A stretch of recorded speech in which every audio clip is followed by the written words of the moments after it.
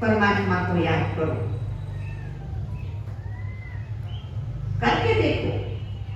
घर से बाहर निकलते हो, परमात्मा को बोल के निकलो कि मैं जाता हूं और फिर आता हूं, आप मेरे साथ चलो, आप मेरा कार्य करो, आप मेरे आगे रहो, मेरे साथ रहो, आप बात करके देखो।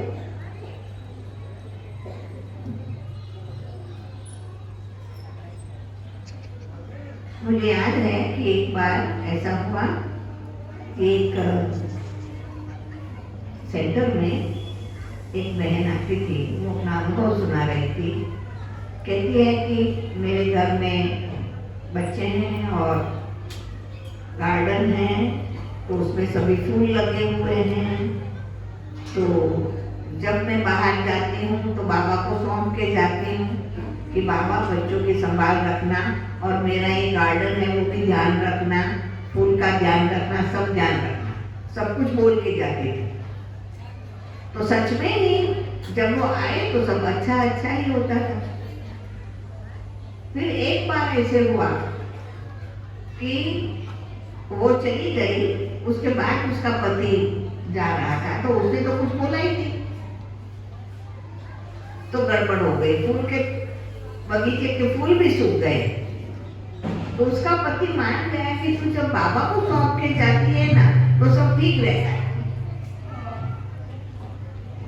और जब बाबा को सौंप के नहीं गए तो ठीक नहीं रहा।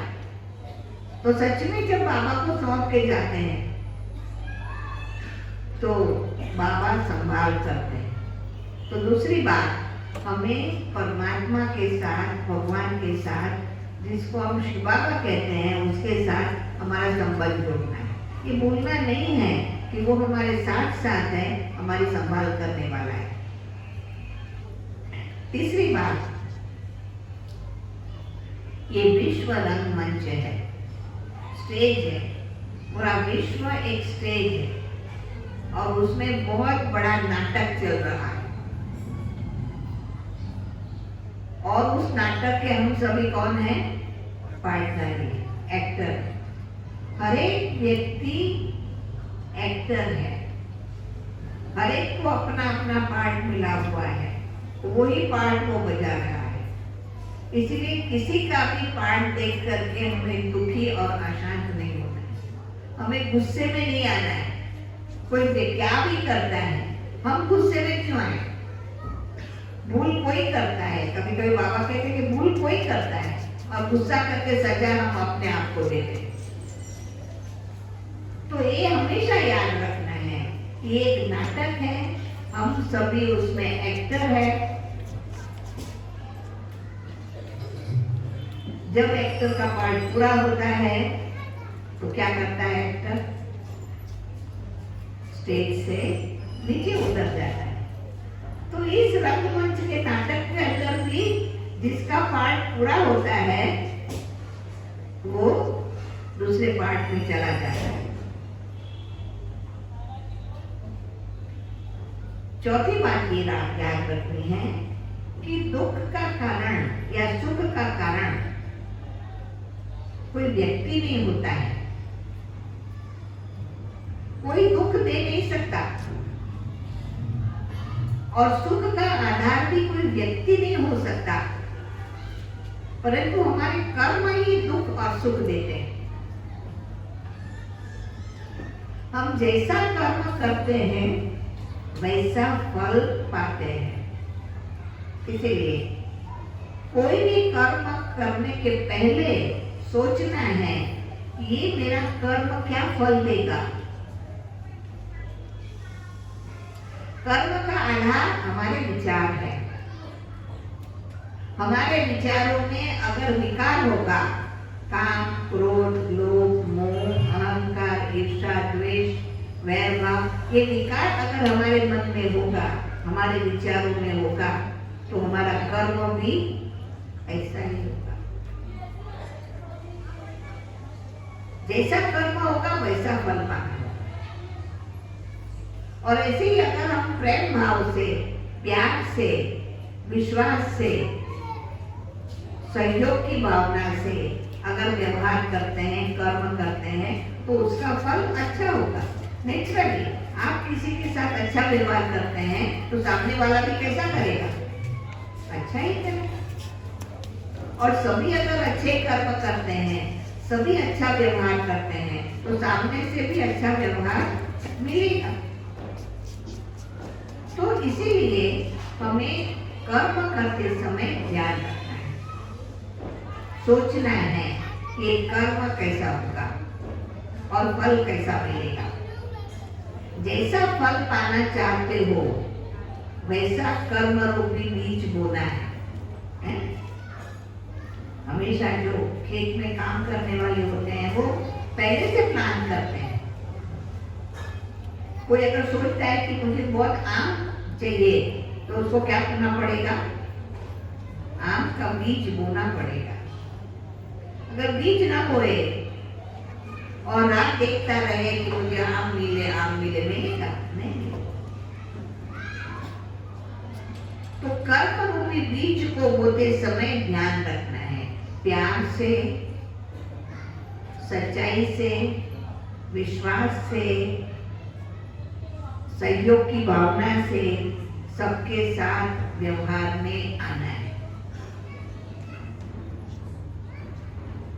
परमात्मा चाहते हैं कि ये संदेश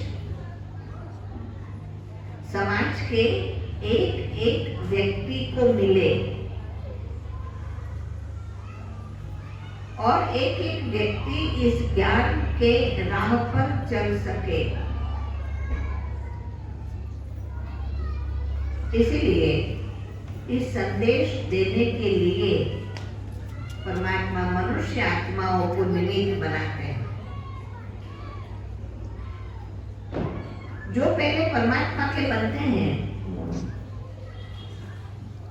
जो अपने जीवन में परमात्मा के ज्ञान को उतारते हैं, मुख्य है पवित्रता, निर्विकारी पवित्रता। जो अपनाते हैं उसको ब्रह्मा कुमार, ब्रह्मा कुमारी कहा जाता है और उनको जिम्मेदारी देते हैं परमात्मा कि तुम्हें भी ये संदेश औरों को देना है। और इसमें विशेष ब्रह्मा कुमारी बहनें जो इस कार्य के लिए समर्पित है, जिन्होंने अपना पूरा जीवन परमात्मा के इस कार्य के लिए दिया है, संदेश देने के लिए दिया है कि जागो, भगवान आया हुआ है, जीवन में पवित्रता को धारण करो, ज्ञान को अपनाओ।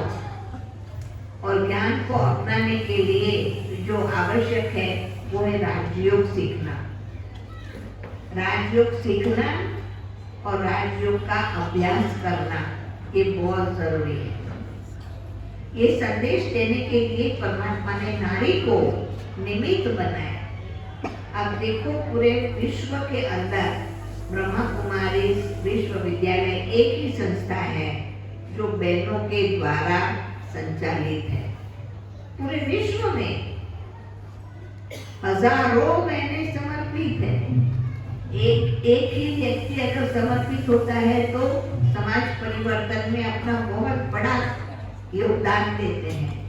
तो हजारों बहनें समर्पित जो योगदान देते हैं, तो नेचुरली ये विश्व का परिवर्तन निश्चित है।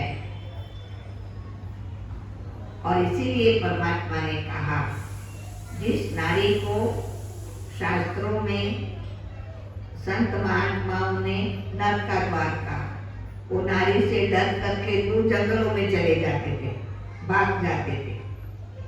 उस नारी को परमात्मा ने प्रजापिता ब्रह्मा द्वारा ज्ञान दे करके शक्ति बनाया। इसलिए कहा नारी तू नारायणी, अपने कर्मों पर आधार है। कर्म करना सिखलाया, कर्म करना सिखलाया कि अभी तुमको अच्छा व्यवहार करना सीखना है और सबको सिखाना है।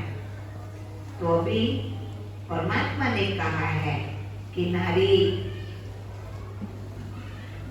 सुंदर भी है और शक्ति भी है, दोनों है। सुंदर है तो गहनों से और सुंदर बन जाती है ना। सब गहने पहन करके तो परमात्मा कहते वो तो अच्छी बात है, परंतु गहनों के साथ साथ गुणों का श्रृंगार करना है, गुणों का करना है। सहन शक्ति को धारण करना है, समाने की शक्ति को धारण करना है, अपने जीवन के अंदर प्रॉपर निर्णय शक्ति को धारण करना है, परख शक्ति को धारण करना है, गुणों को धारण करना है, और वो श्रृंगार उनको शक्ति बनाएगा। जो भी शक्तियों की हम पूजा करते हैं, अम्बा माता है, दुर्गा माता है, सरस्वती माँ है, जो भी शक्तियां हैं वो सब कैसी है? श्रृंगारी हुई है ना, श्रृंगारी हुई है। परंतु हाथ में क्या है? हथियार। तो वास्तव में वो हथियार नहीं, परंतु ज्ञान रूपी हथियार धारण करना, तो कहा जाएगा नारी तो नारायण। तो मैं समझती हूँ कि आज के दिन आप सभी इन बातों पर सोचेंगे, ज्ञान को जीवन में धारण करने का पुरुषार्थ करेंगे, संकल्प करेंगे, और परमात्मा जी को नारी तो नारायणी बना रहे हैं, ऐसे भाग्य के अधिकारी बनेंगे। ऐसा आज के दिन आप सभी के प्रति बहुत बहुत शुभकामनाएं हैं, शुभेच्छाएं हैं। ओम शांति।